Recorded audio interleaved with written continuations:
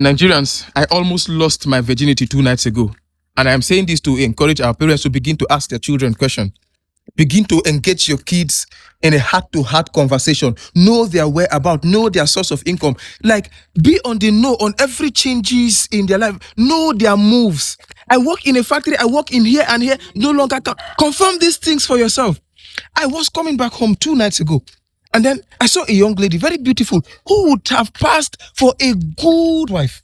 And then before I could say a word, her hand was on my chest. Jesus, what is going on here? Is this an invasion? And then she opened her mouth and said she was hungry. That I should please buy her Indomie and take her home and let her pass the night in my place and maybe give me good time. In the morning she would leave. Jesus, what is going on? I was looking at this damsel with so much wasted potentials.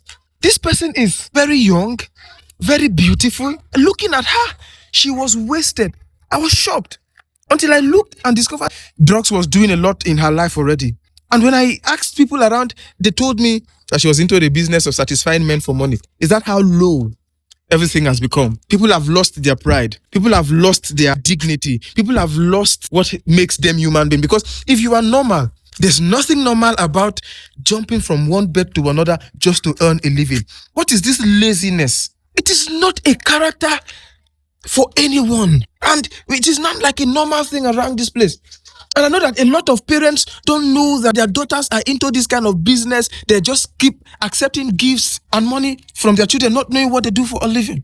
You see beautiful girls in the wrongest place just for money. And I wonder, is this now the way to go? Growing up, we only knew there were call girls and they had their quarters. If you need their services, you go to them.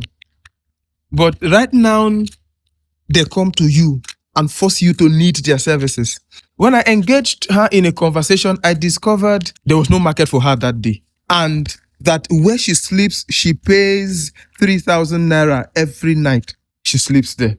And now, since there was no market, she's just looking for a place to pass the night and something to put in her stomach. Tomorrow she'll go out again. And then the same person will keep going and going, and age will keep going in her disfavor. And before she knows what is happening, she has lost track of time. And there's nothing to hold on to. At that point, she begins to regret and begin to look for, I don't just know what she retires to. It is not a way to go. Trust me, it is not a way to go. I hope someone will see this video and have a second thought. I hope this makes you well, because not this be the problem.